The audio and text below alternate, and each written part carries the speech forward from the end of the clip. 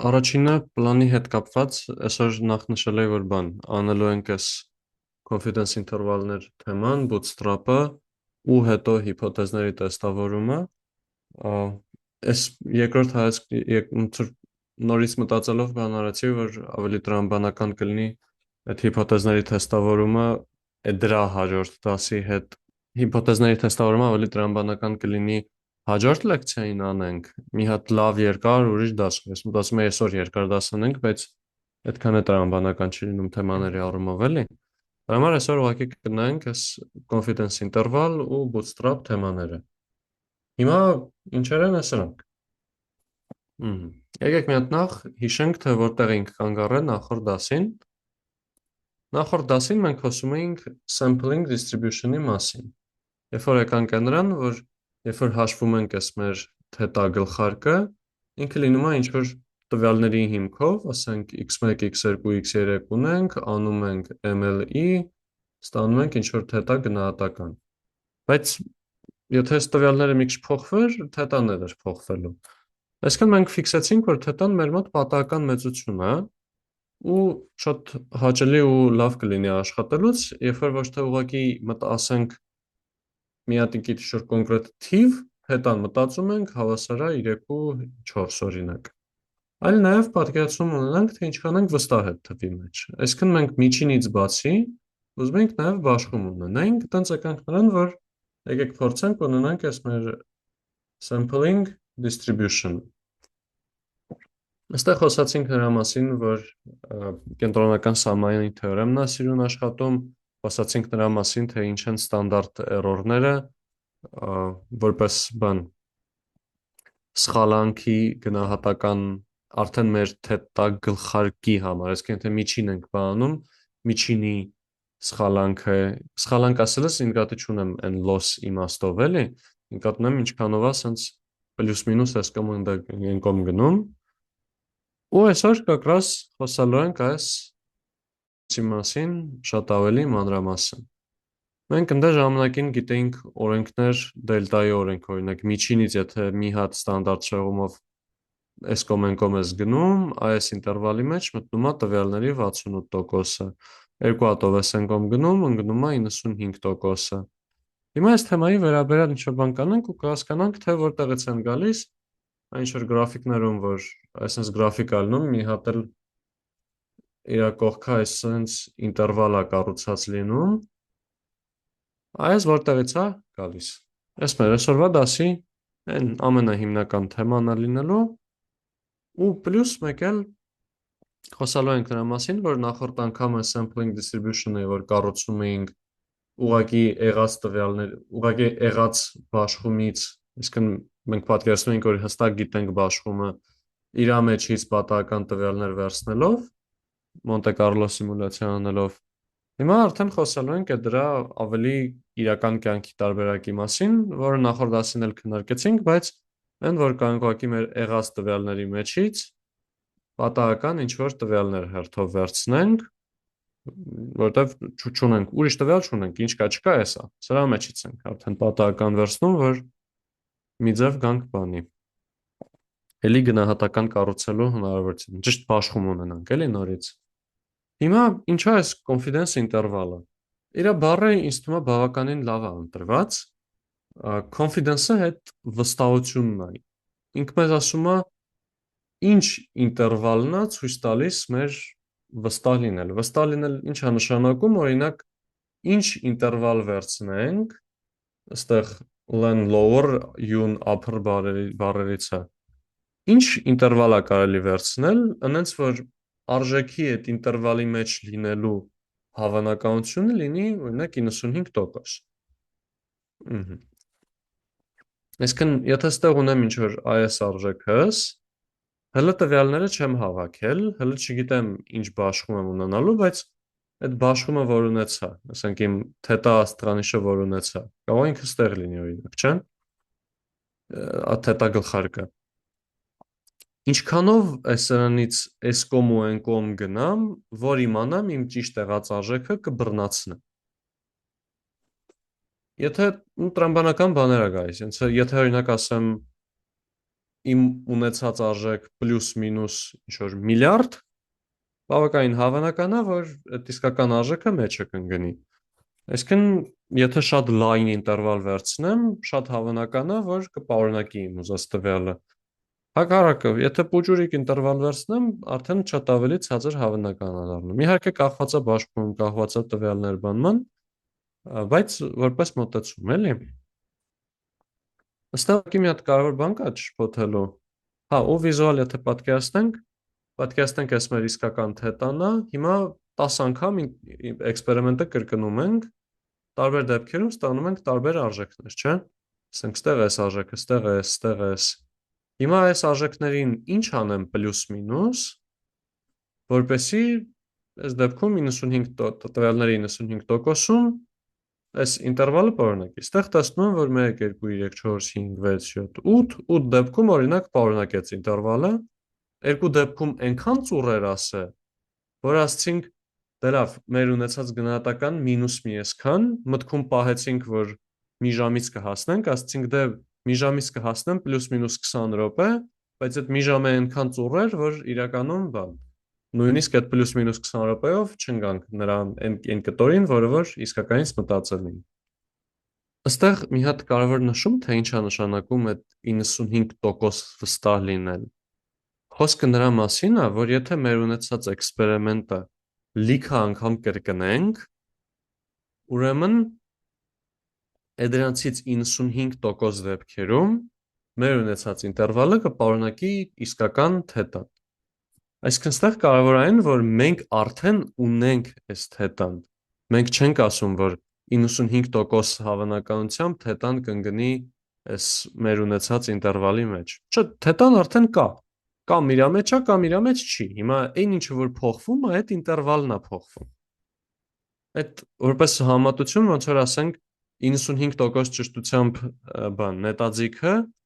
թիրախը խմբում է 95% դեպքերում ժամանակի։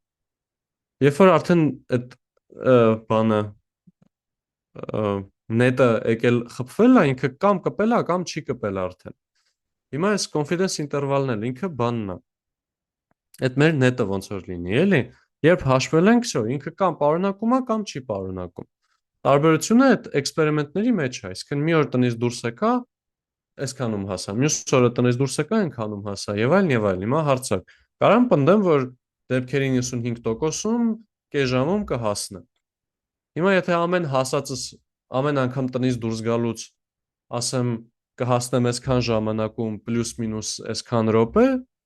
այդ ինտերվալն է, էլի, այդ ինտերվալը պլյուս մինուսով ու այդ արժեքով, այսինքն փոխվում է համ սա, համ ինտերվալը, հետո գայս է սա, ստեղ էս ինտերվալը, սա, ստեղ էս ինտերվալը եւ այլն։ Կպարունակի ինքը իմ ուզածս արժեքը, թե չէ։ Այս կարևոր բան է, էլի, չշփոթելու համար, իմ գլխում էլ ինքը լավ երկար ժամանակ այս ձևով է նստած եղել, էլի, բայց ուշադիր լինենք, թե ինչն է ֆիքսած, ինչն է պատահական։ Ու հիմա մյուս հարցը գայս է, թե բա լավ, ոնց ստանանք այդ մեր արժեքները։ Օրինակի համար ուզում ենք 95% դեպքերում այտենց լինի, ոնց իրան գանք։ Այստեղ արդեն պետք է որ մեր համար շատ նորմալ լինի սա դարած, այնա որ էլի գալիս ենք դիմում ենք մեր նորմալ բաշխման օգնությանը։ Մենք գիտենք, որ սենց եթե բռնենք, ասենք թետա իսկական արժեք, հանած այդ իրական թետայի գնահատական, հանած իսկական արժեք, բաժանած արդեն կարող ենք գրենք ստանդարտ error, բայց կարող ենք գրեի վարիացիա բաժանած արմատեն, սա ձգտելու է ստանդարտ նորմալի, չէ՞։ Այս մեր բանն է, CLT-ն է մեր սիրելի։ Հիմա սա օգտագործելով կարող եմ փորձեմ ինչ որ ցանկացած բաշխում կամ ես ինչ մեզ որ տան, այդտեղ չեմ կարող բռնեմ հաշվեմ ինչ որ կոնկրետ ֆիքսված արժեքներ, թե ինչ վերցնեմ, որ տվյալների 95%-ը տեխնի, բայց նորմալ բաշխման համար մի անգամ տենց բռնել հաշվել են։ Ուրեմն մեր հարցը գայս այն, որ ունեմ այսա, այստեղ ինչ թվեր այստեղ վերցնեմ, որպեսզի ստեղ պարունակի տվյալների 95%-ը։ Դե սրա համար կարող եմ գամ բռնեմ ու ասեմ, դե ես գիտեմ բաշխման ֆունկցիայի բանաձևը, մեկը բաժանած արմատ 2-ի, y-ի, եւ այլն, կարող եմ ինտեգրալով բռնեմ հաշվեմ ստե ինչ որ Այս սրանք որպես անհայտներ վերցնեմ, բռնեմ, հաշվեմ, մոտարկեմ եւ այլն արժեքը ստանամ, մի հատ ձանձրալի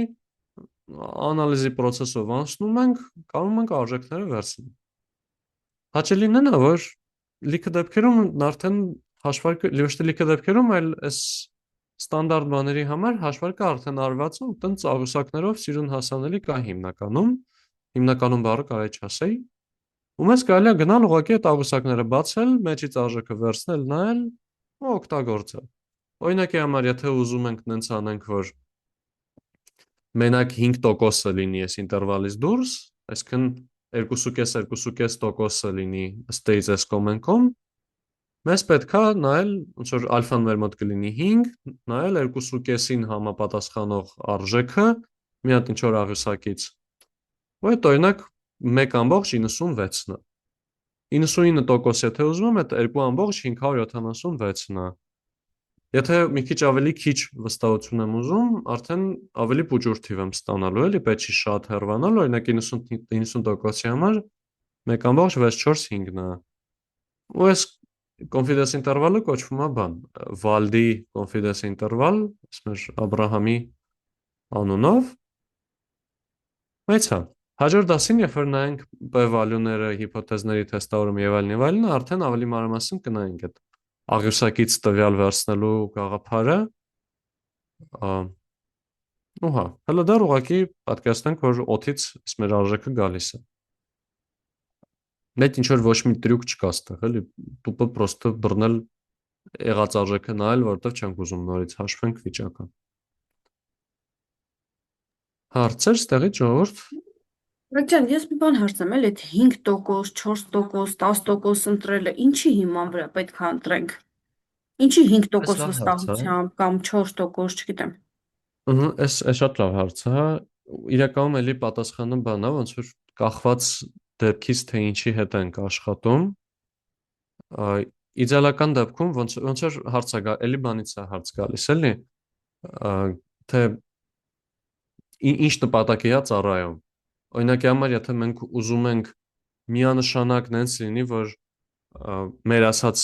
ինտերվալը պարունակի ճիշտ արժեքը, տրամաբանական կլինի, օրինակ շատ լայն ինտերվալ վերցնել, չէ՞։ Բայց հիմա շատ լայն ինտերվալ էլ որ վերցնենք, այդ կարա շատ օգտակար չլինի։ Կարգինի օրինակով, ասենք գործը 6-ից 20 րոպե է տևում, այս շատ լայն է, ավելի լավ է կուզեինք ինչ-որ մեկը ասեր 11-ից 11,2 րոպե է տևում, բայց սենց որ ասի շատ հավանական է, որ վերջը խաբած կլինի, սենց որ ասի շատ հավանական է, որ ճիշտ ասած կլինի։ Հիմա արդեն թե կոնկրետ ինչ օգտագործենք, որպես ինչ-որ ստանդարտներ կա ընդունված, ասենք այդ 95% կամ ինչ-որ բան տոկոս այդ ինտերվալներ օգտագործելով, բայց կոնցեպտուալ որպես մոտեցում ես հարցին, գալիս է շատ հաճախ ուղղակի խնդրի լրջությունից։ Օրինակ, այս p-value-ից հետո կխոսանք, օրինակ p-value 5%-ը, այդ ինչ-որ տենց ընդունված ստանդարտ է, որ օրինակ բան, լավ կլինի,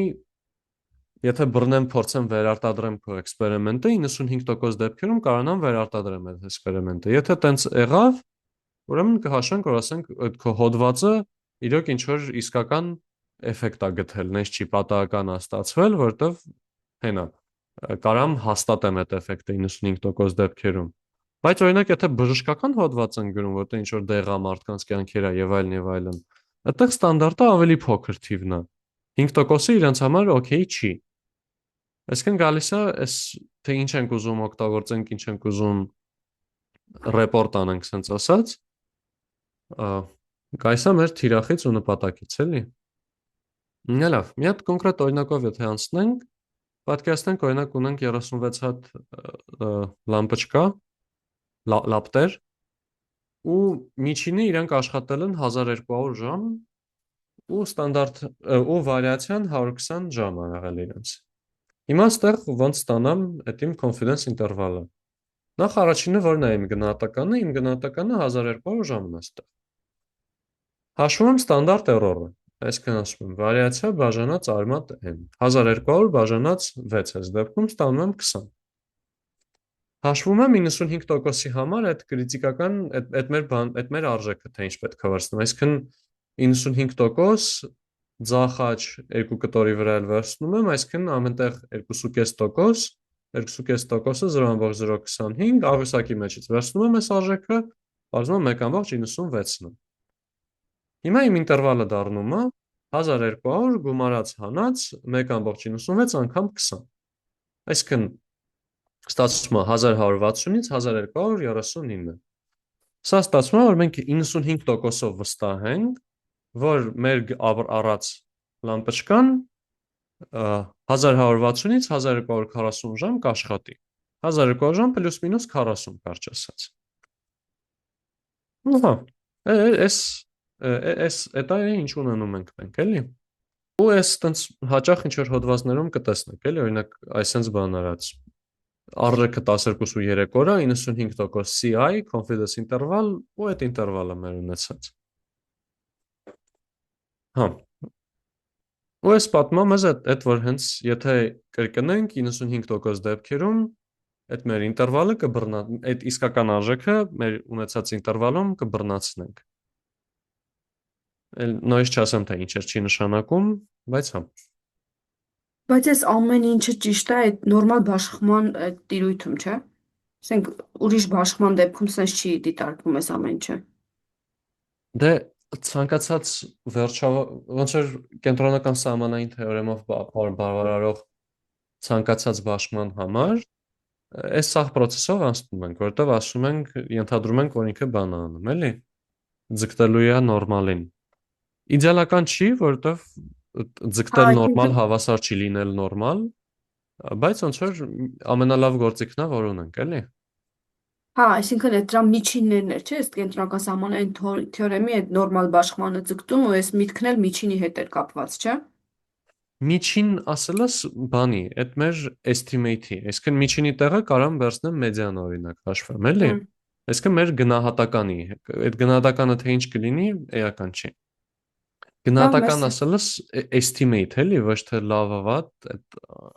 հայերեն տերմինի հետ մի քիչ բան եմ անում, կարող է փոթացնող եմ մեկ ասում։ Չէ, այս հարցը գիտեք ինչից առաջացա, որտեվ դուք ասացիք այդ Z score-ը հաշվում է բանաձևով, այնտեղ ոնց որ նորմալ բաշխման բանաձևի մեջ տեղադրելով են, չէ՞ ստանում դա։ Հա, ոնց որ այդ նորմալ բաշխումից ենք ստանում, էլի, այսինքն ստանդարտ նորմալ բաշխման համար, այսի միջինից, միջինը 0-ն է օրինակ, ինչքանով գնամ այս կոմենկոն, որ բռնացնեմ այսքան տվյալներ։ Հենց կոնկրետ ուղղակի ստանդարտ նորմալ բաշխման համար։ Իրականում հեսա կգանք նրան, որ մեկ-մեկ էլ օգտագործում ենք նորմալ բան, ուսանողի բաշխում է այդ student distribution-ը, բայց դա ըստ էության նորմալ բաշխումն է, ուղղակի մի քիչ հաստ փոչերով։ Ինտերվալի լայնության հետ կապված, մեր ինտերվալի լայնությունը ըստ էության լինում է 2 անգամ, ոչ որ այստեղ այսա ուղղակի մի ըստ գնում ենք, նշանակում պետք է լինի մեր մոտ սա 2 անգամ կրիտիկական արժեք անգամ ճիշտ կրիտիկական արժեք այդ արժեքին համապատասխանող ասենք 0025-ին համապատասխանող արժեք, իրեն Z score կարանք նաև անվանենք 1.96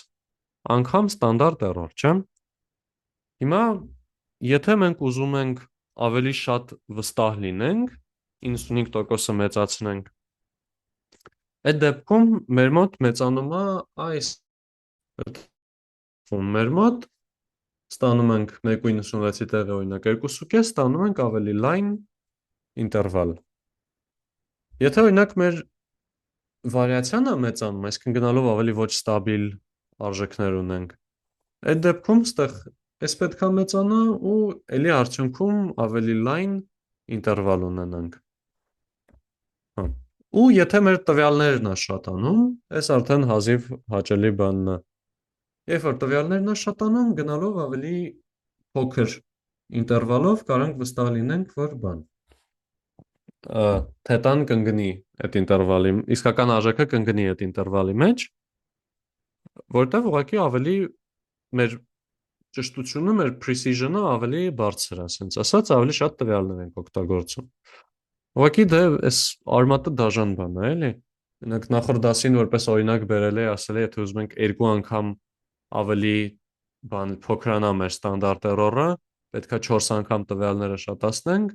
Այդ երևի տենց այդքան էլ տենց վաու օրինակ չէր ցույց տալու, ավելի լավ կլիներ օրինակ ասա, եթե ուզում 10 անգամ ավելի ճշգրիտ լինի, պետքա 100 անգամ ավելի շատ տվյալներ հավաքեմ։ Դա շատ լավ ահավոր ֆունկցիա է, էլի այդ տեսանկյունից։ 25 տվյալով կարամ ասեմ պլյուս մինուս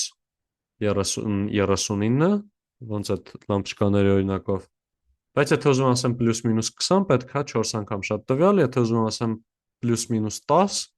պետքա արդեն այս սրանից եւս 4 անգամ շատ տվյալ, ու հա, դաժանոտ բան է։ Դե լավ, մի հատ խնդրեմ, որ սրա այս սենց հաշվելու հետ կարա առաջանա։ Եթե օրինակ պատկերացնենք Բեռնուլիից բաշխում ենք նենք, ասեմ կոպեկ ենք գցում, հիմա մեր ML-ի գնահատականը լինելու էր հուշերի քանակ բաժանած ընդհանուր կոպեկների քանակ, չէ՞։ Բայց հիմա օրինակ ստեղ եթե երբեք հուշ չընկնի, ստացվելու է մենք ստեղ ունենք զուտ բան։ Սովորական դեպքում ոնց որ սիրուն կգան կհաշվենք բանձով ամեն ինչով, բայց եթե հուշ չընկավ, կստացվի, որ մեր P գլխարկը 0 է։ Այդ դեպքում կստացվի, որ մեր մոտ սա լինում է 0-ից 0, դա էլ մեզ ոնց որ բանի պետք չի այդ արժեքը, էլի։ Հա, ոնց որ 0 անգամ տվյալ ենք տեսել, չի նշանակում 0 հավանականություն, որ արժեքը ինչ որ կոնկրետ տեղ կընկնի։ Այսինքն ֆիքսելու համար մի հատ տենց շատ ոնց որ շատ պրակտիկ լուծում են բռնում ասում, դա էլ կոչվում է բան, Wilson-ի ինտերվալին ենք գալիս է դրան։ Ասում ոչ թե բռնի օգտագործի ուղղակի k բաժանած n-ը, այլ դրանց ոնց որ բռնի ու բռնի ինչ որ թվեր գումարի։ Ասենք z քառակուսի կես գումարած, ստեղ էլ բաժանած z քառակուսի։ Հիմա այս ուղղակի ինչ որ թվեր է, էլի։ Հիմա թե ինչ կընտրենք մեր ձեռնա, կարանք օրինակ ընտրենք 2, ասենք k գումարած 2 բաժանած n գումարած 4 այս դեպքում։ Սրանով ուղղակի վստահ լինենք, որ 0-ի բաժանելու խնդրեմը չի լինի։ Այսինքն մի հատ տրուկ բանի հետ կապված մեկ եկա, պատկերացրեք օրինակ բան եք անում, ուզում եք ինչ-որ բան առնեք, տեսնում եք միտեղ 3 հոգի կարծիք ասել, ասել է 5 աստղ, միտեղ էլ 1500 հոգի ա կարծիք ասել, բայց եղել է դա 4.9 աստղ, հիմա որն է ավելի լավը։ Ոնց որ թե ես օրինակ սա կընտրեի, որովհետև այստեղ շատ ավելի շատ տվյալների հիմքով է, բայց օրինակ եթե 4.9-ի տեղը 4 լիներ, արդեն ակնհայտ չէր լինի, որ ընտրեմ, էլի, սա եթե 5 աստղա կարող է, որտեվ ոնց որ մարդը բան ամուսինը կինը սիրածը 5 աստղ են դրել դրա համար ունի, այս մեկի համար արդեն ոնց որ թե իսկական ինչ ճիշտ արժեք է, ստեղ որպես մի հատ փոքր տրյուկ ասում են մտքում պատկերացրու, որ սա ստացել է մի հատ էլ լավ գնահատական, մի հատ էլ վատ գնահատական։ Այսինքն պատկերացնում եմ, որ այս 3 հատ 5 աստղից բացի մեկ էլ կա մի հատ էլ 5 աստղ, մի հատ էլ մի աստղ։ Նույնը սրա համար։ Այդ ժամանակ եմ հաշվում ու այդ դրանից հետո եղած արդեն այդ միջին աստղերի գնահատականով որոշում եմ։ Այս ձեռի հետ որպես բան, էլի։ Պրակտիկ բան, որ կարաք իրոք ձեր կյանքում օգտագործեք այս Բութմատի օրենքը։ Բայց հա, իսկ մեր մոտ այդ ուղղակի կախված նրանից, թե մեր հավանականությունը ինչքան է, տվյալները ինչքան է, եթե տենց լավ փոքր դաժան թվեր են գնում, կարելի է բռնել այդ համարիչ հայտարար, ինչ որ թեթև բան գումարել է անել։ Ու լիքը դեպքերում տենց դեֆոլթով հենց սա էլ օգտագործվում է։ Հա, եթե ասում ենք հենց կոնկրետ +2 +4-ով, իրան էլ ասում են ագրեսլի կուլի, ոնց որ ուղղակի բռնել ծրել են գաղափարը, մի հատ էլ անուն իրանք ունենան, շատ պատմությունը չգիտեմ իրականում։ Բայց հա, այս էլ 0-ի նրբությունների հետ կապված։ Ստեղից հարցեր։ Նե լավ։ Մեկ էլ կարա confidence ինտերվալների հարց առաջանա, եթե մեզ հետ արկիրա խնդիրը, որտեղ օրինակ ասենք ունենք երկու խմբեր։ Ունենք օրինակ խումբ 1-ը, խումբ 2-ը, խումբ 1-ը եկել է n1 տվյալներից, խումբ 2-ը n2 տվյալներից։ Օրինակի համար բան, մի հատ խմբին 1000 հոգու տվել ենք մեր դեղը, մյուս խմբին տվել ենք պլացեբո։ Հիմա մի խմբում ինչ որ հիվանդության բուժվելու տոկոսը եղել է x, մյուս խմբում հիվանդության տոկոսը բուժվելու եղել է y։ Հիմա ոնց հասկանանք այդ խմբերը իրականում իրարից տարբեր են, թե նույն բանն են, ուղղակի դե պարզա մի քիչ պատահականություն պետք է մեջը լինի։ Սա տենց են հաջորդ լեկցիայի են մեծ հարցն է լինելու, էլի հիփոթեզների թեստավորումը, բայց այդտեղ եթե մի քիչ արագ ու այս թեմայի մեջ խոսանք, կարելի է այստեղ բռնել արդեն հաշվել իրանց այս միջինների տարբերության, այսինքն x մինուս y-ի պլյուս մինուս, ուստեղ էլի confidence interval պետք է հաշվենք, էլի վերցնում ենք օրինակ z ալֆա կեսը, բժշկական տվյալ, այս բերած բժշկական օրինակի վրա, օրինակ այս ալֆան ոչ թե 5% կլիներ, այլ 1% կլիներ, ասենք, ու ստանդարտ էրորն է մեր մոտ լինելու է, քանի որ իրարից անկախ խմբեր ենք ենթադրում, վարիացիան ուղղակի բանաձևով կգումարվի, կունենանք ստանդարտ էրոր 1 գումարած ստանդարտ էրոր 2, այդ վարիացիաներ լինելու, ներողություն, քառակուսիներով վարիացիաներ լինելու, արմատը արդեն մեր ունեցածը, ու կարող ենք բռնենք օրինակ հաշվենք, եթե 500 մարդ է եղել, մի դեպքում 12%-ն է բուժվել, մի դեպքում 15%-ը, ստեղ բռնենք հաշվենք, որ տարբերությունը 0,03 է, բայց 0,03 պլյուս մինուս ինչ-որ բան, այդ մեր պլյուս մինուս ինչ-որ բանը նենց կստացվի, որ եղել լինելու էր մինուս 0,011-ից 0,071-ը այս օրինակում, այսինքն 0-ն է սրա մեջ է, այս ինտերվալի մեջ է 0-ն, ստացվում է, որ ըստ էության տարբերություն չկա այս երկու խմբի մեջ։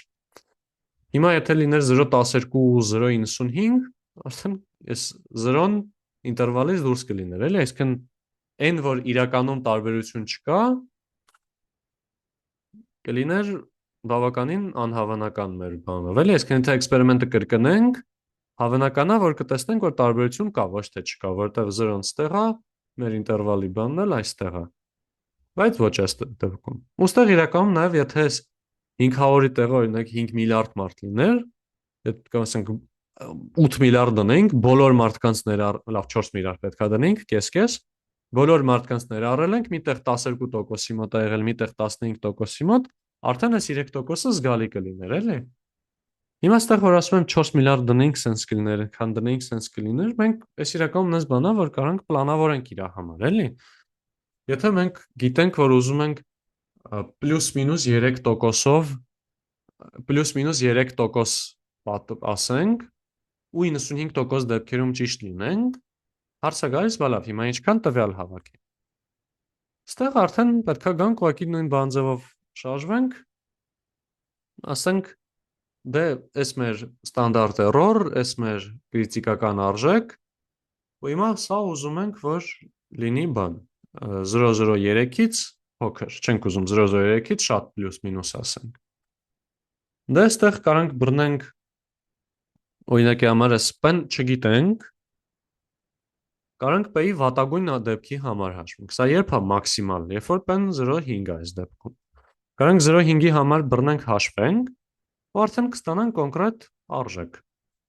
Ու ոնց որ հաշվենք, հետո այս n-ը բերենք n կողմ,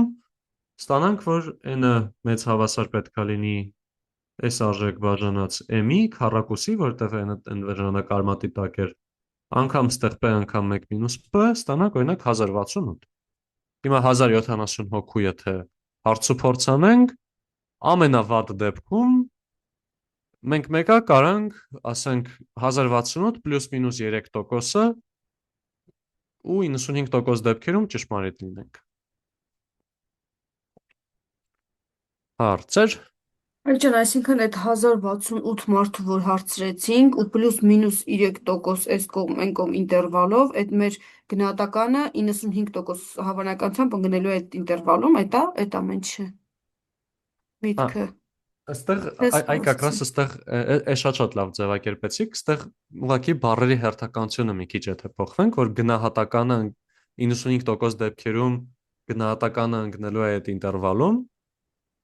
ոնց որ մեր գնահատականը ճիշտ իսկական արժեքը, այն ինչ ուզում ենք բան անենք, ինքը պրոստը արդեն կա։ Հիմա ինչն է 95%-ը ասում, որ գնանք 100 անգամ էլ մարդկանց հարց ու փորձ անենք, ստանանք ինչ որ գնահատականներ, այս գնահատական, այս գնահատական եւ այլն եւ այլն։ Այդ մեր մոտեցումը, որ մեր ունեցած գնահատականին ավելացնում ենք ասենց 3%-ի սխալանք, այսինքն մի քիչ էսկոմ են կոմ են գնում։ Այս սենց անելը, այդ 3% էսկոմ են կոմ գնալը 95% դեպքերում պարունակելու է իսկական արժեքը,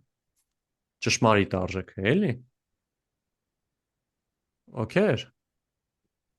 Սենց մի հատ կուզենայի, սենց մի հատ օրինակ լիներ, որ սկզբից մինչև վերջ անենք, ես ունենք այդքան լավ չեմ պատկերացնում, ունենք ինչ որ այդ պոպուլյացիա ու ուզում ենք գտնել ինչ որ բան, որը որ կա, ու եկեք այս 3% ու 95%-ը այդ մասով ձևակերպենք։ Կարանք դες մի հատ օրինակ անենք, Եկեք որ փորձենք։ սենց ամբողջական էլի լինի ինքը, ինչը կա, ինչն ենք ուզում գտնենք ու ինչ ինտերվալի մեջ ենք գնում։ Ահա։ Այս լավ միտք է։ Միանգամից այս ոնց որ N-ը գտնելու օրինակով բան անենք, թե ընդհանուր դեպքով, ոնց ավելի օգտակար կլինի։ Կարանք մի հատ ընդհանուր, հետո այդ N-ն էլ որ գտնենք, տանք Եկեք, հա։ ինչքանի դեպքում է այդ մեր 95% վստահությունը առաջանում, էլի։ Եկեք, հա, համաձայնում Որտեվ ենք այդ N-ից գալիս է այդ վստահության միջակայք, թե պլյուս մինուսն է գալիս N-ից։ Էսա ընդհանուր Ունեք իմ դեպքից համար մի սկսենք քիչ տես հասկանանք։ խառնաշփոթ է, դրա համար չեմ կարող կողմնորոշեմ, որից ինչն է գնում։ Հա, չէ, չէ, շատ լավ է, շատ լավ է։ Մի հատ նորմալ տեղը գցենք, այս կարևոր է։ Ահա։ Մենք լավ, օրինակ հենց այս օրինակով ասենք, ուզում ենք հասկանալ ինչ որ A մարդուն քանի տոկոսը կքվեարկի մարդկանց։ Հիմա կա ինչ որ իրական արժեք թե քանի տոկոսը կքվեարկի։ Եկեք դիտարկենք, օրինակ ասենք 0.7 ենթադրենք։ Սա իսկական արժեքն է մեր։ Հիմա կարա մի հատ ինչ որ խումբ հետազոտողների գնա փողոցից կանգնացնի 10 հոգու ու բռնի իրենց հարցնի ուզում է քվեարկել, թե չէ։ Հիմա իրանք կստանան 0, օրինակ 10 հոգուց 8 հոգին կասի, որ ուզում են։ Հիմա այս հետազոտողները կասեն, դե 0.8 80% է հավանական, որ այս ընտրողը կանցնի։ Նախորդ դասին հասկացանք, որ այս մոտեցումը լավ չի։ Լավ կլինի նաև կարողանանք ունենալ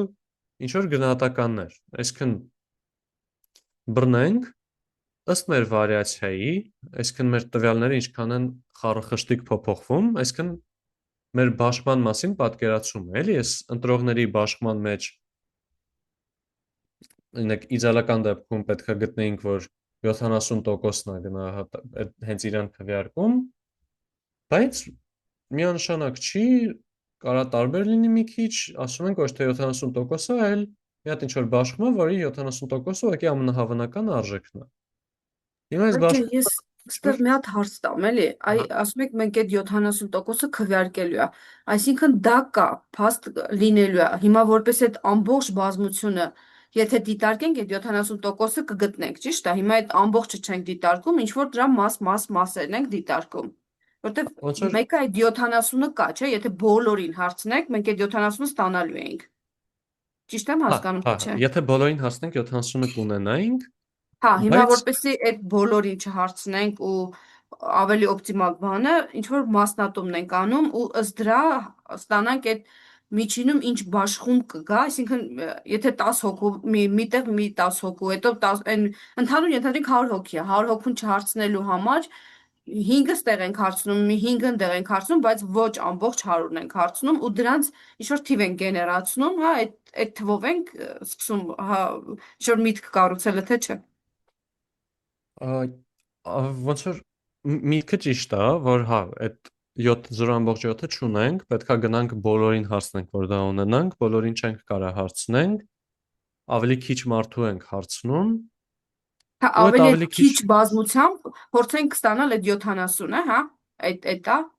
որ ավելի իդեալական քիչ դեպքում հա, ռեսուրս ուզում օգտագործելով այդ գանք այդ 70% բանին, թվին։ հա, իդեալական դեպքում ոնց որ կուզենք ինչքան հնարավոր է քիչ ռեսուրս օգտագործելով այտենց լավ արժեքի գանք, բայց այդ ոնց որ պրակտիկ տեսանկյունից էլի, Ըհը։ հələ գաղափարի տեսանկյունից ոնց որ այսօրվա դասի են հիմնական թեմային է եթե բերելով այս confidence ինտերվալների տեսանկյունից։ Օրինակի համար այն մարդիկ, որ բռնել են, ասել են 10 հոգու են հարց փորձարել, ստացել են 0.8, իրանք կարան ասեն մենք կարծում ենք, որ 80%-ը կքվեարկի իրան, պլյուս մինուս 90%, այսինքն ասում եմ 0. ոնց է որ ասում են, կես ժամից կհասնեմ պլյուս մինուս 5 րոպե, չէ՞։ Հիմա իրենք կարան ասեն օրինակ 0.8-ը պլյուս մինուս 0.9։ Հիմա սա, եթե այսպես ասեն, ճիշտ կլինեն իրանք։ Միանշանակ չէ, որտեղ 0.7-ը այս ինտերվալի մեջ ընկավ։ 0.8 պլյուս մինուս 0.9, այսինքն մինուս 0.1 ու 1.7, պարունակեց 0.7-ը։ Հիմա կասենք, որ դե իդեալական ապրեն, մալադեց, ճիշտ գտել են, մյուս կողմից, բայց բանի պետք չէր սա, որովհետև չափից շատ լայն ինտերվալ էր։ Հիմա գայսենք նրան, բա լավ, ինչն է լավ ինտերվալ, ոնց այդ ինտերվալը լավ ընտրել։ Անցած դասին եկել էինք նրան, որ ունեինք մի հատ ստանդարտ էրոր կոչվող գաղափար, որը իր մեջ հաշվի էր առնում տվյալների վարիացիան։ Հիմա իսկականը եթե ունենք ընտիր, եթե չունենք, արդեն կգնահատենք ըստ մեր ունեցած տվյալների, էլի։ Բայց վերցնում էր այդ վարիացիան ու վերցնում էր տվյալների քանակը։ Սա բավականին ինտուիտիվ էր այն տեսանկյունից, որ ինչքան ավելի խառախշտիկ տվյալներ, այնքան ավելի մեր սխալանքի այդ բանը, ստանդարտ էրորը այդքան շատ, ու նաև ինչքան շատ տվյալներ ունենք, այդքան ավելի կարանք վստահ լինենք, այդքան էս մեր ստանդարտ էրորը փոքրանում է։ Մինչև ստեղ օքեյ է։ Հա։ Հիմա ուզում ենք այս ստանդարտ էրորը օգտագործելով հասկանանք դե լավ, այս 0.8-ը որ ստացել ենք, այս պլյուս մինուսը ոնց ասենք։ Դե ոնց որ կարանք ստանդարտ էրորը եթե ստացել ենք օրինակ 0.05, մի մոտեցում կարող լիներ բռնել ասել դե 0.8 պլյուս մինուս 0.05։ Հիմա հարց է գալիս օրինակ սենց անելով ինչքան դեպքերում, այսինքն 0.8 պլյուս մինուս 0.05 եմ անում։ Հիմա պետք է գամ բռնեցնեմ այս 0.8 կներառի այդ 0.7-ը, հա, եւ միտքը դա։ Ահա, բայց ուղղակի այդ ինչքանով կներառի 0.7-ն, գայս է նրանից, որ ստեղ ես ասացի բռնեցինք 10 հոգու, ստացանք իրանցից 0.8 ու մեր ալգորիթմն է, որ ֆիքսել ենք, ասում ենք պլյուս մինուս ստանդարտ էրոր։ Հիմա մենք ուզում ենք նենց լինի, որ հետո ուրիշ 10 մարդու որ վերցնենք, ուրիշ 10 մարդու որ վերցնենք, կարող այս դեպքում ստանանք 0.78։ Բայց նենց լինի, որ այս 0.78-ը որ ստացել ենք, ու ասում ենք պլյուս մինուս 0.05, տեսնենք այդ դեպքում 0.07-ը մեջը կընկնի, թե չէ, այսինքն մեր ամեն նոր դեպքը, այդ նոր ինչ-որ 10 հոգի է։ Ու մենք ուզում ենք, որ, ասենք, 1000 անգամ տարբեր 10 հոգու վերցնենք, 950 դեպքում, այս մեր ունեցած 0.8, այդ դեպքում ունեցած պատկերացում, մի դեպքում 0.7 կլինի, մի դեպքում 0.6 կլինի եւ այլն եւ այլն, իրան այդ 0.05-ը գումարելով արդեն այդ 0.7-ը բռնացնենք։ Այդ է մեր նպատակը, էլի։ Հա, ինչքան n վերցնենք, որ այդ թիվը կարողանանք մտցնել մեջը, հա, այդ է գալի։ Այս խնդրին եթե գանք, այս խնդրում մեր մոտ անհայտը n-ն է լինում, որտեղ մենք ասում ենք, որ մենք գիտենք, որ ուզում ենք 95% ճշտություն, այսինքն ուզում ենք 1000 անգամ կրկնենք, 950 դեպքում ինտերվալը բռնացնենք այդ մեր իսկական արժեքը մեր ինտերվալի մեջ լինի։ Ինտերվալը էլի ոնց որ նորից շեշտը դնելով, որ ինտերվալը փոխվում է այս մեր ունեցած գնահատականի արժեքն է։ Հիմա ուզում ենք, օրինակի համար գիտենք, որ լրագրողներին պետք է բան անենք, լրագրողները պետք է հրապարակեն մեր արժեքը, ու լրագրողները ասում են, ոնց որ ինձ օքեյ չի դու ասես պլյուս մինուս 5%, այդ 5%-ը դե ով էլ ասես կարա ասի։ Ես ուզում եմ, որ դու մաքսիմում ասես պլյուս մինուս 3%։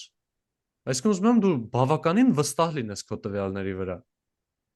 Այսինքն մի քիչ այս կոմենկոմ գնալով, էլի վստահ պնդումը տասես։ Հա 5% դեպքերում թող չկարանանք վերարտադրենք քո պնդումը, այդ օքեյ է։ Բայց վստահաբար փոքր ինտերվալ ասա։ Հիմա այդ փոքր ինտերվալը եթե մեզանից պահանջան, մենք ուրեմն պետքա լիքը տվյալ հավաքենք։ Ուտեղից ոնց որ այստեղ հակառակ process-ով էս դեպքում հաշվարկը անելու, գիտենք որ պետք է ասենք ինչ որ արժեք պլյուս մինուս այդ մեր տվյալներից ստացած կրիտիկական արժեք, որ բավարարի այս 95%-ը, անգամ մեր ունեցած գնահատականը,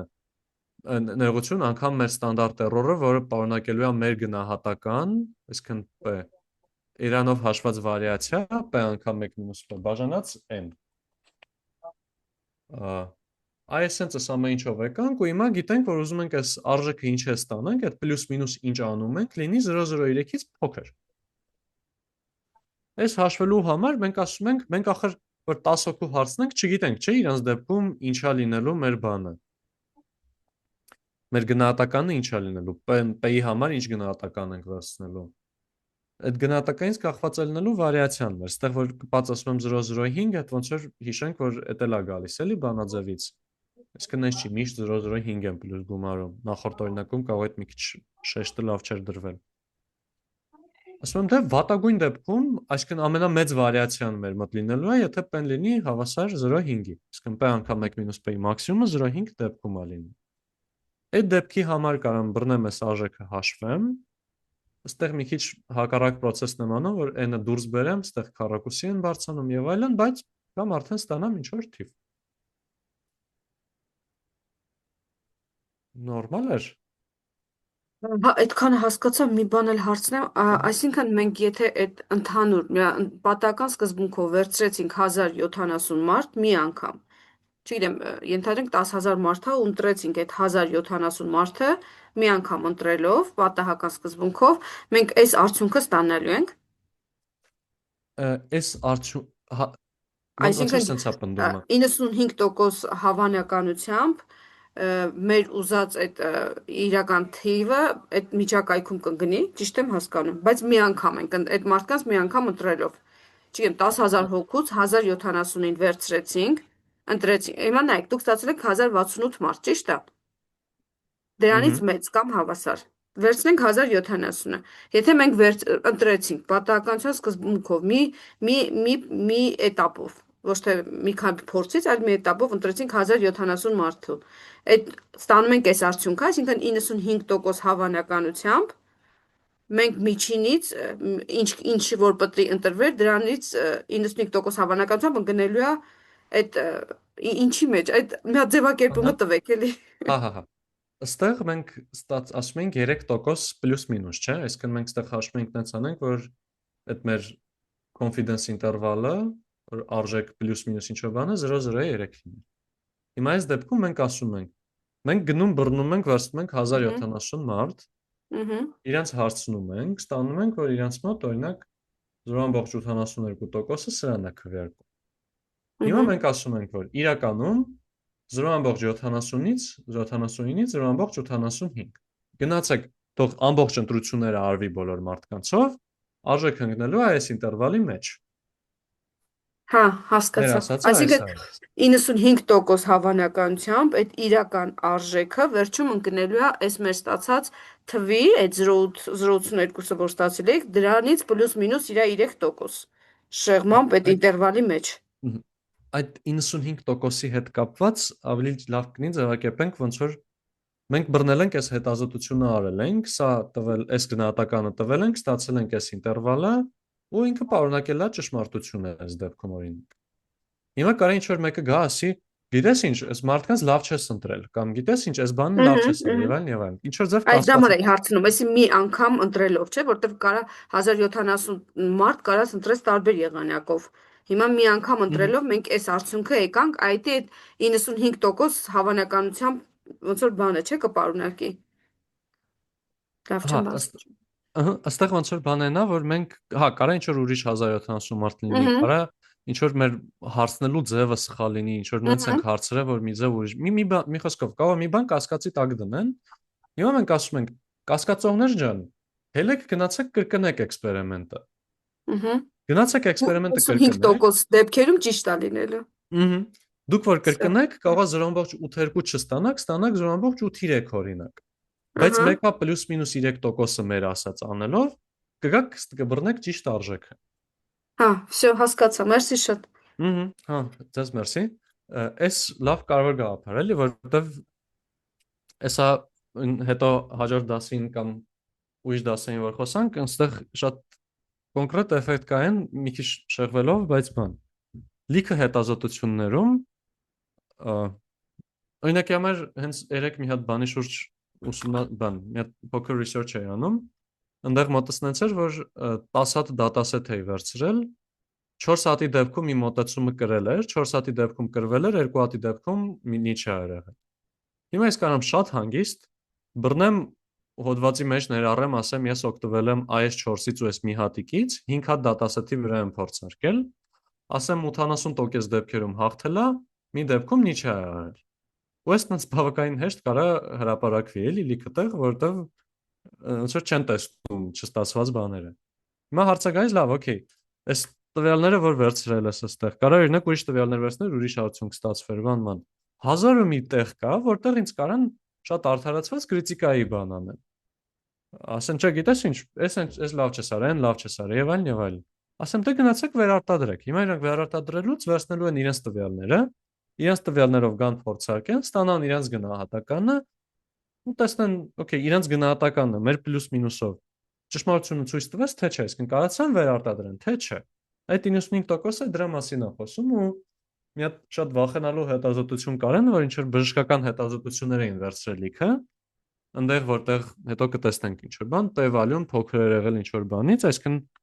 այդ հետազոտությունները պնդում էին, որ տվյալների օրինակ 95% դեպքերում իրանք վերարտադրվելու են, նույն արդյունքն է ստացվելու։ Բռնել իրենց վրա էին փորձարկել ու ինչ որ այդ 5%-ից խայտարակ ավելի բարձր թիվ էին ստացել։ Այդ ահավոր անհանգստացնող արդյունք էր, բայց շեղվեցի իրականում, ոնց որ թեմային շատ չի օգնում հիմա այս ասածը։ Հա, էլ ավել չեմ շեղվում, ինչ որ ցանկացած հարց նշում կա ինչ որ բան, այս բանի մասին հետո այս թեմային հələ կվերադառնանք։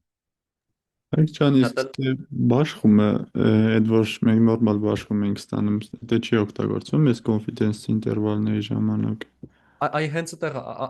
այ հենց կոնկրետ այդտեղ էլ օգտագործվում է, այս լավ նշեցիք։ Ոնց որ այստեղ որ ասում եմ z ալֆա կես, այսինքն ուզում եմ 95% ճշտությամբ ընկնի, այդ 95%-ի բանը, որ ուզում եմ ստանամ, այսինքն ստանդարտ էրորից քանի հատ ձախ, քանի հատ աջ գնամ։ Այ դա գալիս է ստանդարտ նորմալ բաշխումից վերցրած, էլի։ Դեռ մեր բաշխման համար չգիտեմ, ես մեր բաշխումը չունեմ։ Բայց ես գիտեմ, որ մեր բաշխումը իտոգի վերջո նորմալ բաշխման կարգի է լինելու։ Դրա համար գնում եմ նորմալ բաշխումից եմ վերցնում։ Այլի կոնկրետ ստանդարտ նորմալից այդ արժեքները վերցնում եմ, էլի։ Okay, okay։ Մերսի հարցի համար, այս լավ բաներ շեշտելու համար։ Հաջորդ մեկ էլ այս թեմայից գործնական կանենք, չէ։ Հա, հա։ Լավ, մերսի։ Չգիտեմ, հիպոթեզների թեստավորումից հետո կանեն գործնական թե հիմա, ճիշտ նկատի ունեմ, չգիտեմ, հենց հաջորդ դասը կլինի գործնական թե հաջորդը, բայց այս սրան անպայման կանդրադառնանք, էլի գործնականին։ Ինքը իրականում մի քիչ շփոթեցնող թեմա է, բայց ինձ համար շատ կարևոր բան է, որ օգտագործվում է պրակտիկայում այս ամեն ինչը։ Հա, համաձայն եմ ու լավ շփոթացնող է, հա, իրոք։ Ոնց որ մի անգամ որ նստում է, բայց մինչև այդ մի անգամին գալը լավ ջանք է պահանջում, էլի։ Դրա համար հակնայինք սա։ Էլի հարցեր նշումներ ցանկացած բան, ժողովուրդ։ Մեկ էլ նավսեկի ապագայի համար ասեմ, եթե ինչ որ թեմա լինի, որ ես գործնական իր վրա բաց թողեմ, ինձ ասեք էլի դրա համար, որովհետև չգիտեմ, կարող եմ մոռանամ, կարող եմ մտածեմ դե լավ կարևոր չի բանման։ Այդ կարեք հենց գործնականի ժամանակ ասեք, այս սրանից էլ կուզեինք գործնական անենք, այդ ինձ լավ օգտակար կլինի, էլի։ Գնանք առաջ, իրականում այն ամենաերական մասերը արդեն նստացրել ենք այս confidence interval-ների թեմայից։ Հա, մյուս պահը նա որ նման նրա թե ոնց երբ որ ասում ենք վարիացիան, եթե չգիտենք, այնտեղ վարիացիայի համար գնահատում էինք օգտագործում, ասում էինք արմատ n -1 x - x տտ քառակուսի եւ այլն, այս մոտեցումով էին գալիս, ասում էինք սրա համար, քանի որ հավելյալ պատահականություն ունենք, ուզենք այդ պատահականությունը հաշվի առնենք մի քիչ ավելի լայն պոչեր ունենալով, Այսինքն ավելի մեծ փոքր արժեքները ավելի հավանական համարելով, սրա համար ասում ենք օգտվում ենք դե student t distribution-ից, ուսանողի բաշխումից մեր մոտ։ Ինքը համարյա կարելի ասել նորմալ բաշխումներ, եթե այստեղ n-ը անվերջի աջակտում դառնում է հենց կոնկրետ ստանդարտ նորմալ բաշխումը, ու 30-ից սկսած կարելի ասել նույն արժեքն է տալիս այս t-ի փոխարեն այդ մեր z ալֆա կեսերը եթե վերցնենք, բայց ուղղակի այս դեպքում ոնց որ փոխվում է մեր այդ աղյուսակը, որի մեջից որ տվյալները նայում ենք, էլի ուրիշ ոչ մի բան որպես այդպեսին աղյուսակից նայելն էլ հաջորդ դասին կհասկանանք։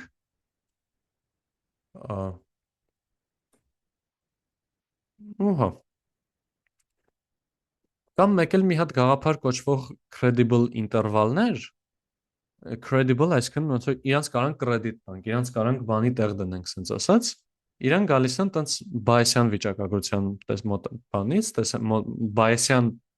framework-ից, ոնց որ մտածելու ձևից,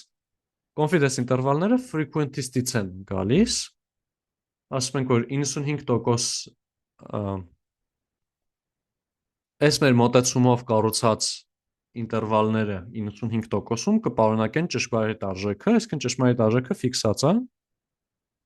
ոնց որ ավանդական maximum likelihood estimation անելուց օրինակ, երբ ֆիքսված չի մեր այդ արժեքը, օրինակ maximum a posteriori անելուց, որ Bayes-ի թեորեմից ենք օգտվում, գայս ենք այդ Bayesian վիճակագրության մոտեցմանը, որտեղ որ ասում ենք, որ այդ մեր գնահատականը, որ ստանում ենք թետան, ինքը ոչ թե ֆիքսած արժեք է, այլ ինքը ինչ որ պատական մեծությունն է, կգա ասենց բաշխումից, այդ բաշխումը կարանք posterior distribution-ով կնահաշվենք եւ այլն։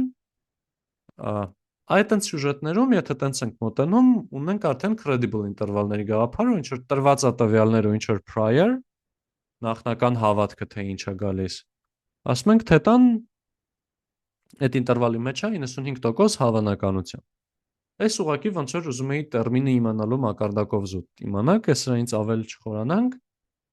բայց հա, կա նաև credible interval կոչվող բանը։ Մեծ n-երի դեպքում, ինչպես միշտ, պրինցիպի նույն բանն են իրանք պատմում, նես չի մեկը լավն է, մեկը վատն է մոտեցման տեսանկյունից, մեկը վատն, եթե օրինակ prior-ի մասին գաղափար չունենք, այս աչինը վատն է, որտեվ աչինը պահանջում է prior։ Բայց դրանից զատ ոնց որ երկու տարբեր բան է, որ կարելի է բռնել հաշտվել, էլի։ Այստեղ մեկ է մի հատ մեթոդ կոչվող բան կա, որը որ ժամանակին ոչ մի լեկցիայի մեջ չմտցրեցի, հիմա իսատ պրատ է մնացել, սրան երևի հետո ինչ որ մի հատ դաս կանենք, որտեղ պարտքեր կփակվեն, այդտեղ այդ դելտա մեթոդն էլ կանցնենք։ Հիմա ուղղակի այդքան էլ ճիշտ բան չի էլի, ինձ թվում է իրան ծածկելու համար, բայց այս ուղղակի ապագայի համար նշում էլի։ Դե bootstrapping։ Bootstrap-ի մասին նախորդ դասին խոսացել էինք արդեն մի քիչ, հասկացանք, որ այդ են մոտեցումներ, որ չունենք ինչ որ իսկական տվյալ չգիտենք ոչ մի բաշխում, որ կոնկրետ իրենից վերցնենք տվյալները, չենք կարա բռնենք ինչքան ուզենք տվյալներ գեներացնենք մեր համար, Monte Carlo սիմուլյացիան այդտեղ արդեն այդ առումով չի աշխատի, ուրիշ ինչ սիմուլյացիա կարանք անենք, ուրիշ ոնց կարանք պատահական տվյալներ վերցնենք, եթե այն ինչ ունենք չունենք, այս մեր ունեցած ինչ որ 5 հատ տվյալն է օրինակի համար։ Դե bootstrapping-ը ասում է, դե այս տվյալները ունեմ, ոչ մեկ ինձ չի օգնելու, ոչ մի ուրիշ բան չունեմ, ինչ անեմ։ Ունեմ ստեղ այս մոտ x1, x2, x3 օրինակ։ Կբռնեմ, կսկսեմ իրանց մեջից պատահական վերցնել, օրինակ կվերցնեմ x1, x2-ը։ Սրանից կհաշվեմ, կվերցնեմ x1, x3-ը, դրանից կհաշվեմ, կվերցնեմ x1, x2, մի խոսքով։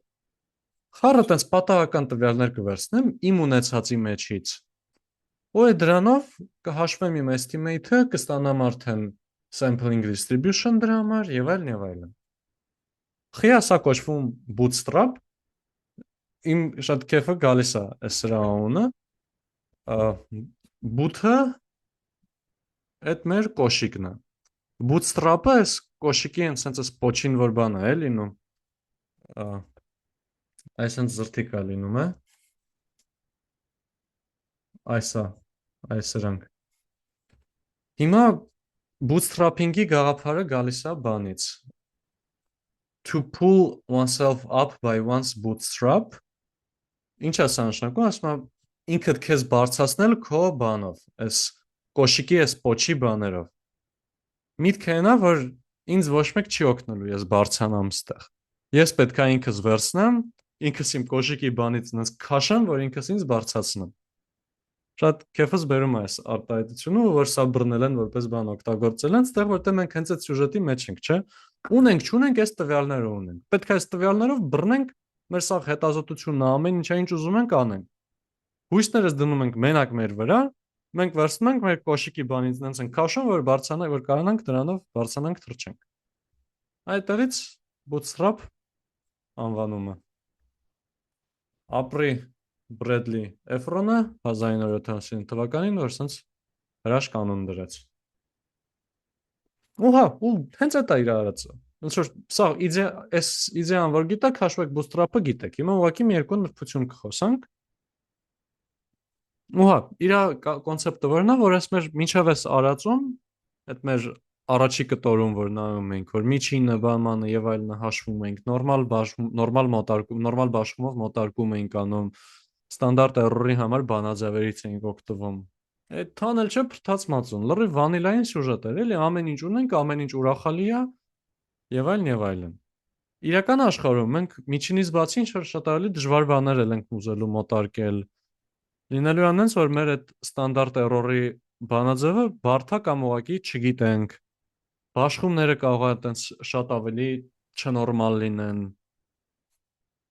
Bootstrap-ը ասում է թող տվյալները իրանք իրանցով ստանդարտ էրորը կգնահատեն, ոչ մի ուրիշ բան պետք չի, մենք մեր ճարը կտենանք։ Իրանց միտքը դա է։ Ուհա, ու նաև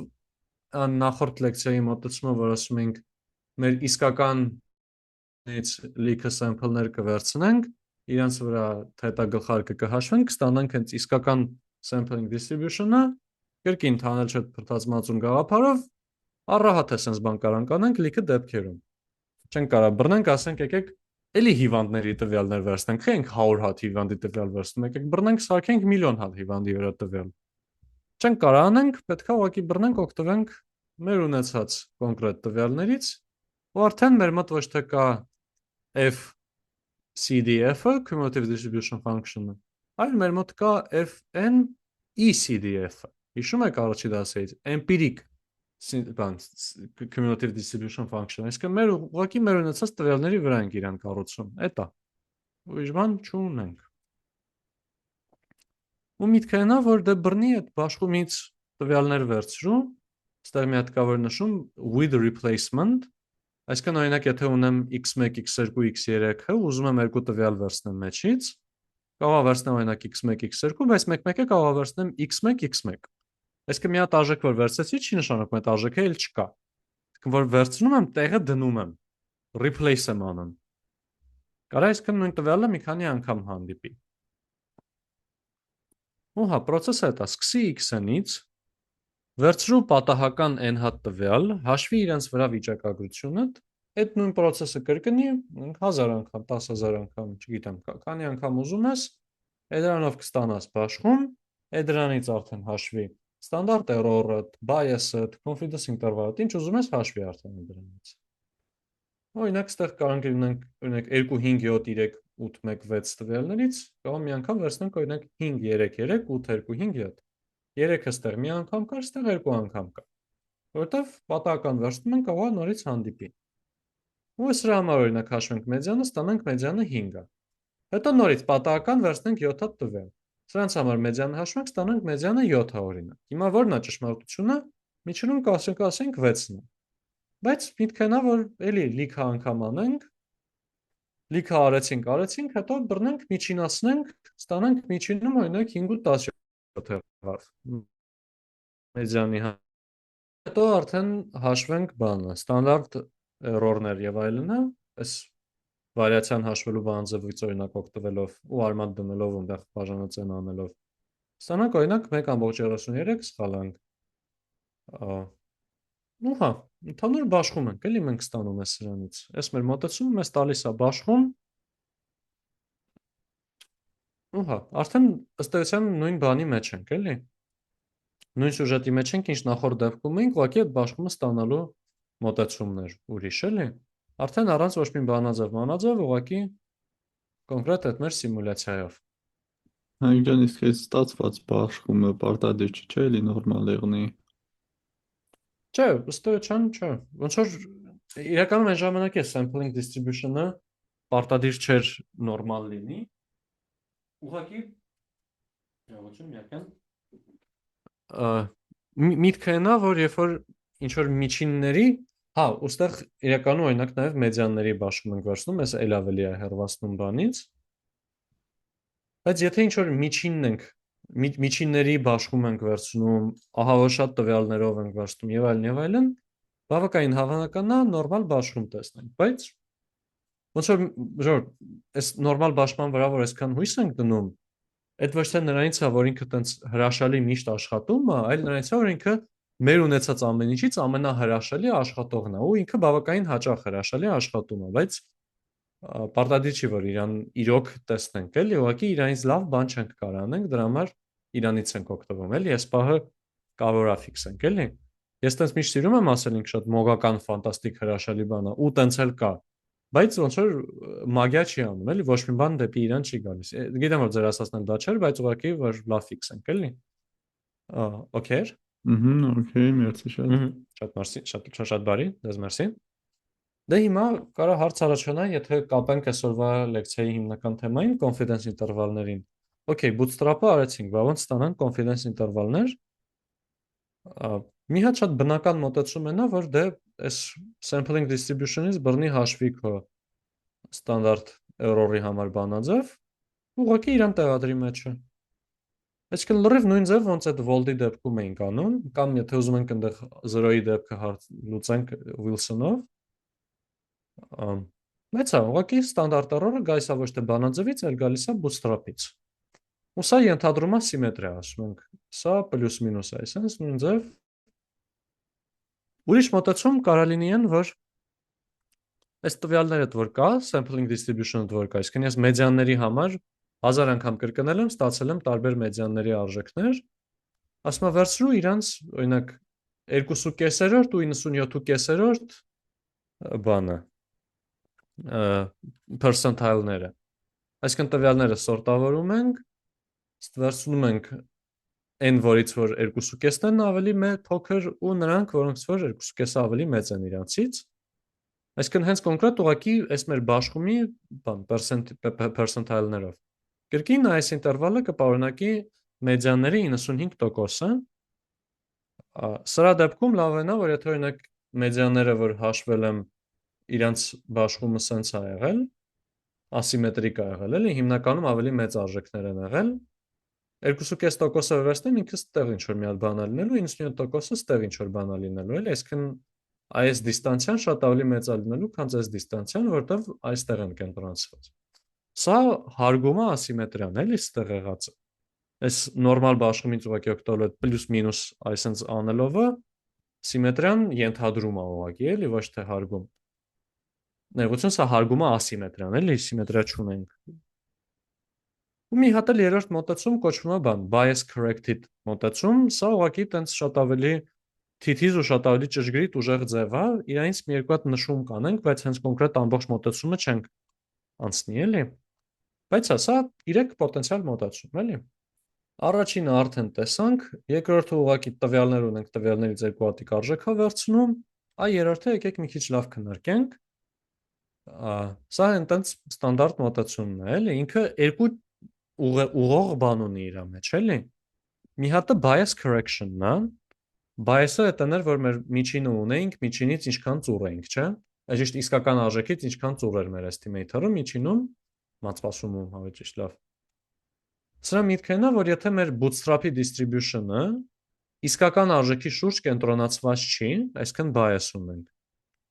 Այդ դեպքում օրինակ, եթե percentile-ներով ուղղակի գանք հաշվենք, ասենք 0.25, 0.75, իրանք ոնց որ ծուռ լինելը հաշվի չեն առնի իր մեջ, էլի։ Այն որ bootstrap distribution-ը ի սկզբանե իր bootstrap distribution-ի մատսպասումը իրական արժեքից են կոմ է եղել։ Այդ bias-ի համար ինքը ուզում է ուղղի իրան, այդ մի բանն է։ Մյուսը acceleration-ն է, ասել է նա, որ այս մեր ստանդարտ error-ը կարա թետայի հետ միասին փոփոխվի։ Իսկ sampling distribution-ը կարա իր տեսքը փոխի ընդհանուր առմամբ, էլի։ Ու երբ որ մենք սիմետրիա ենք ենթադրում, բայց իրականում փոփոխվող ձև ունի մեր բաշխումը, այդ սխալ է դառնում։ Այս մյուսն էլ, այս մյուս մոտեցումն էլ ոնց որ ուղղում է բանի հարցը, էլի ասիմետրիայի հարցը, ու տենց ինչ որ դրանց հիմքով եկող բանաձև է։ Ու ինքը տենց default-ն է, էլի, օրինակ եթե գրենք scipy get stats get bootstrap, ինքը այս BC-ով bias corrected and accelerated այստեղ BCA էլի, BCA ասում անփոքրատառ, այս BCA մոտեցումն է օգտագործելու, էլի։ Ուհա, օրինակ եթե նայենք մի հատ թեթև արհեստական, եթե օրինակ այսպես բաշխում ունենք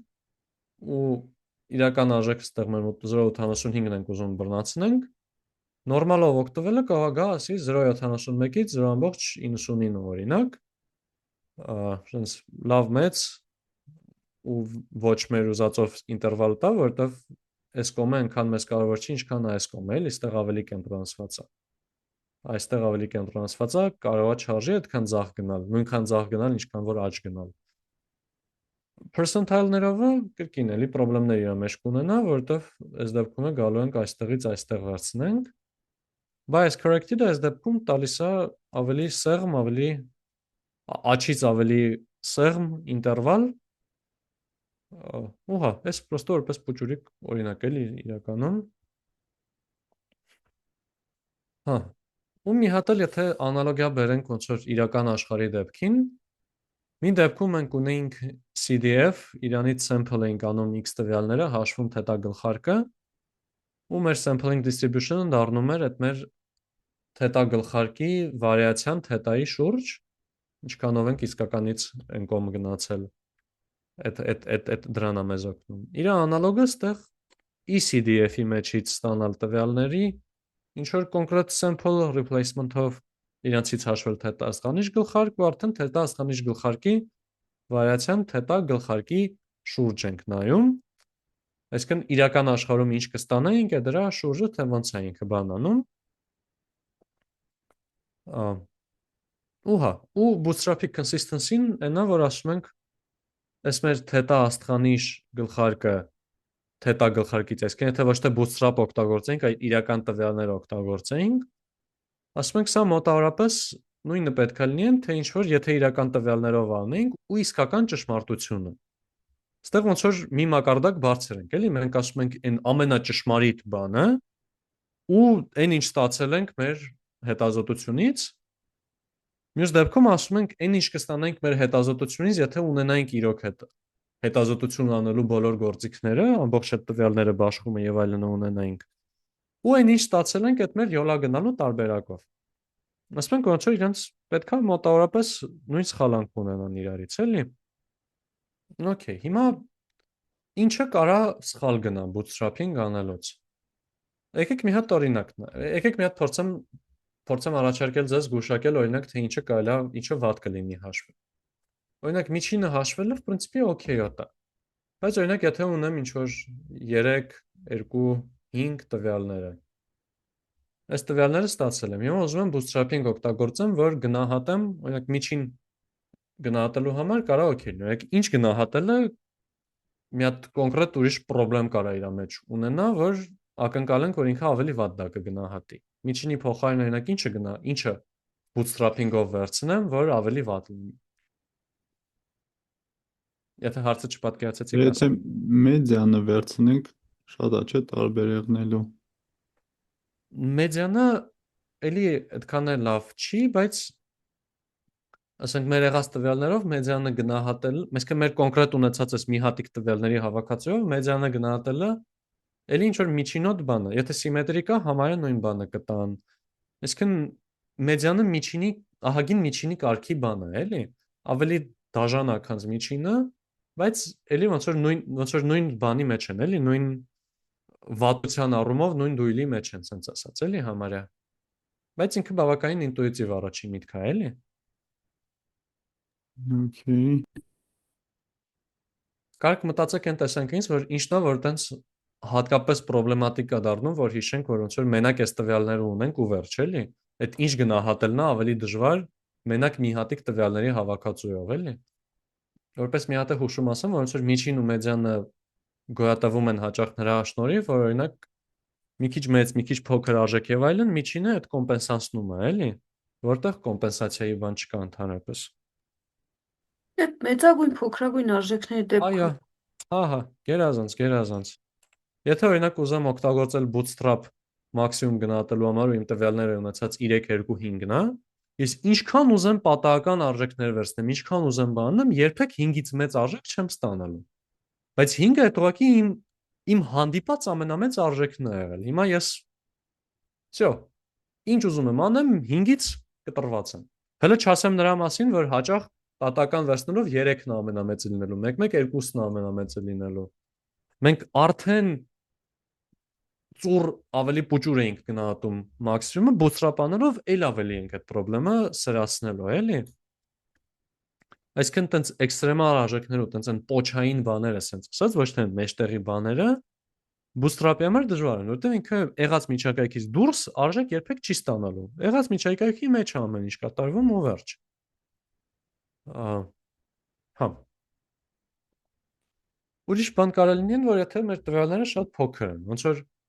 մենք ասում ենք, այս տվյալներով կփորձենք մոտարկել աշխարհում թե ինչ է կատարվում, բայց եթե քիչ տվյալ ունենք, մոտարկումն էլ է, էլի շատ վատ է լինելու, էլի։ Ու եթե շատ վատ գնահատենք այս իսկական աշխարհը, արդեն այս անալոգիան ավելի վատ է աշխատելու, ու այս մեր consistency մոտեցումը զուտ չի լինի, էլի։ Եթե տվյալները քիչ են, պետքա շատ ավելի զգուշ օգտագործենք։ Մենա որ կարա տվյալների մեջ կախվածություն լինի, իսկ մենք երբ որ բռնենք իրանից պատահական հերթով արժեքներ վերցնելու լինենք, այդ կախվածությունը կարա հաշվի չառնի, ասենք ժամանակային շարքի հետ եթե գործ ունենք, բաժնետոմսի արժեքներ տարբեր տեղեր, ու բռնենք պրոստը sense մի հատ, ասենք մի հատ այս այն վերցնում, արդեն կասկածելի է դառնում, էլի ինչքան վստահելի է լինելու մնացած հետագա քայլերը, որ սրա հետ անում ենք, էլի տեխնիկա կա է դրա դեմ պայքարելու, բայց հա մեր լեկցիայից դուրս է։ Հա, ու մեկ էլ իհարկե, ինչպես մնացած ամեն ինչն էլ է ավիրվում է ժամանակ, եթե օրինակ վերջավոր վարիացիա չունենք, տենց ինչ որ էս նեջ չի պոչերը գալիս սենց զրոյանում են, այլ չէ, տենց ինչքան ուզում ես գնա, մեկա սենց արժեքներա, որ կա, այդ դեպքում ոնց որ նաև ինչպես ուրիշ բաներն էլ էին ձախողվելու, կենտրոնական սահմանային թեորեմից սկսած, նույն ձևել էս bootstrap-ն է խնդիրներ ունենալու իր մեջ, էլի։ Նեցա, էս ոնց որ ձախողման սյուժետներից, այստեղ ոնց որ էս երկու մոտեցումն էլ մեր լեկցիայի շրջանակներում առնվազն որպես կոնֆիդենս ինտերվալի համար կարան օգտագործվեն ու կարա նաև ոնց որ եզրափակելու համար հարց լինի, դե բա երբ որը օգտագործել։ Այս մեր անալիտիկ մոտեցումը, օրինակ այդ Վալդի մոտեցումը, ինքը լավ արագ է, իր համար պետք չի սիմուլյացիա օգտագործել, պետք չի բռնել 1000 անգամ կրկնել ինչ-որ բան եւ այլն։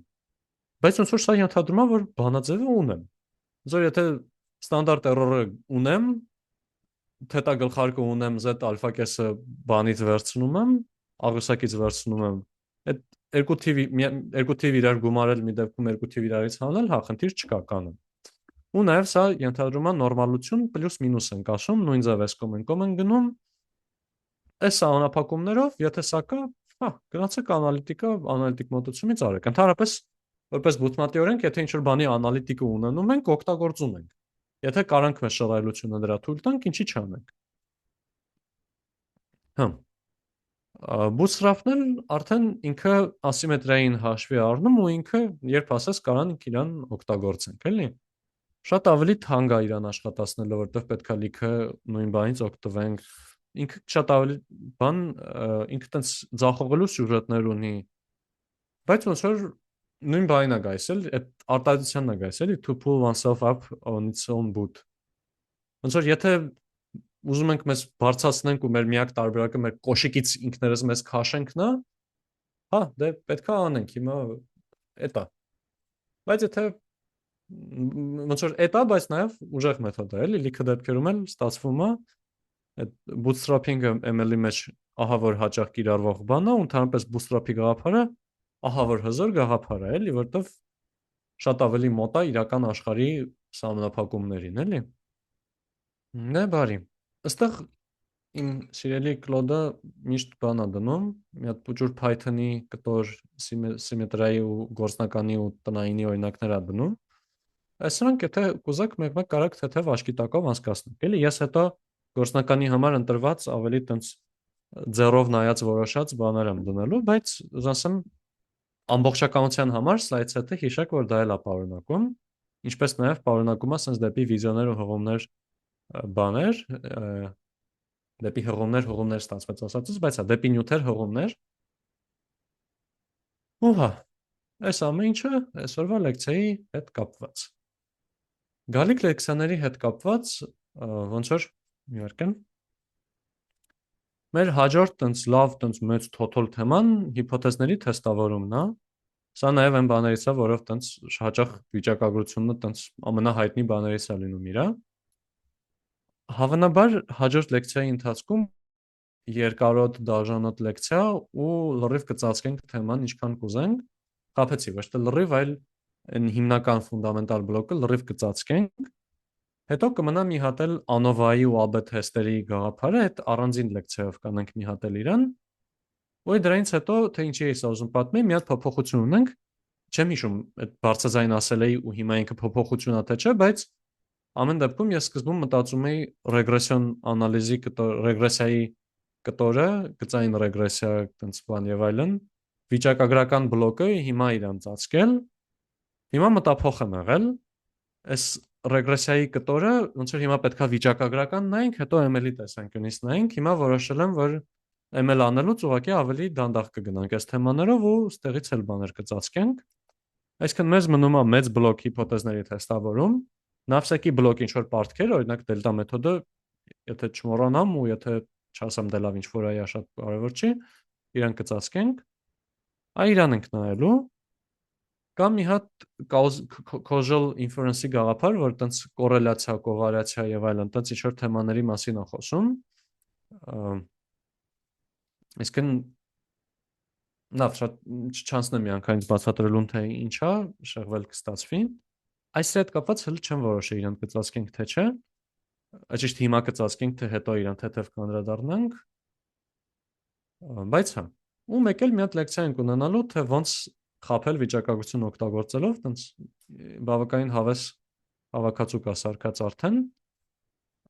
Ու դրանով վիճակագրությունը կփակենք, կանցնենք ինֆորմացիայի տեսությանը ու կսկսենք ML-ը։ Ես մի հատ ինչ որ թեթև անփոփոխ նամակ կգրեմ ու նաև որ տենց պլանավորենք ML-ը երբ ենք սկսում, որ մարդիկ ովքեր ուզում են ինչ որ ում պետքա ինչ որ բաներ արագ նայել, տեղը գցել, հասցնեն, այս կակրաս այն խորհուրդներից էր, որ նախանցած գործնականին նշվել էր։ Դրա հետ կապված էլ ոնց որ մի հատ թեթև անփոփոխ նամակ բան կգրեմ, էլի, այնտեղ լիքը լավ բաներ էր նշվել, որ հələ դրան ձեռքերս չէր հասել։ Օրինակի համար հողումները ավելի լավ միտեղ հավաքել, ժամերի հետ կապված տենց մի քիչ ավելի հստակ ֆիքսել, ժամերի հետ կապված էլ նախորդ լեկցիային հասկացանք, որ 7:30 ենք օրինակ փոխում։ Ու հա։ Հա, ու ժողովուրդ, մեկ էլ մինչև ձեռի հետ նշում, որ բան Էսա հաջորդ շաբաթ արդեն լրանում է դասընթացի մի տարին։ Այդ շատ լավ ցույց է տալիս իմ պլանավորելու հմտությունն է։ Ես սկզբում մտածում էի մի տարում լրիվ ամեն ինչ ենք բրցնելու։ Բայց լավ է, ես դժգոհ չեմ, որ դանդաղ ենք գնում, կամ չգիտեմ դանդաղ է թե չէ։ Կարճ ասած, բայց հա։ Ու հազուտ ապրեք ովքեր տենց էլի ստաբիլ լավ միանում են։ Եկեք տեսնենք մյուս տարի բրծած կլինենք, թե չէ։ Իսկ մյուս տարի արդեն հա։ Դա շատ բարի, ապրեք որ միացակ։ Ու հա, հաջորդ դասի հետ կապված էլ ես ուզում եմ այս շաբաթ, մյուս շաբաթ մի քիչ ինտենսիվը տանենք, տենց շատ դասերով բանով, որովհետև դրա հաջորդ շաբաթը կարող է մի քիչ ավելի խառը լինեմ, ասենք շաբաթը մի դաս անենք։ Դրա համար այս բանին մտածում եմ մի հատ համ 3 շաբթի դաս անենք, համ 5 շաբթի դաս անենք։ Հիմա մի հատ հասկանամ, կարողանում եմ դա իրագործել թե չէ, չաթում գրեմ։ Բայց հա, այդ դասերից մեկը կլինի գործնական, մեկը կլինի լեկցիա միանշանակ, հերթականությունը կհասկանանք։ Երևի все-таки գործնական, լեկցիա, գործնական։ Այդ տենց երևի անենք, որովհետև առանց դրա էլ արդեն մի քիչ շատ բան կուտակվեց։ Ու հա։ Դա չէ լավ, իմ կողմից այսքանն էր։ Ձեզ լավ օր, հետո լավ զատիկ, մոռացել էի։ Ու լավ, մի խոսքով արդեն սկսում եմ անդադար ուղակի խոսալ են GPT-ին, որ տենց տոկեն գեներացնելով գնում է։ Լավ, ML-ում տենց բաները լավ։ Կարծեսած հաջողն է ժողովուրդ, ապրեք որ միացաք։ Ձեզ եմ շնորհակալ։ Մերսի շատ։ Ձեզ էլ հաջողություն։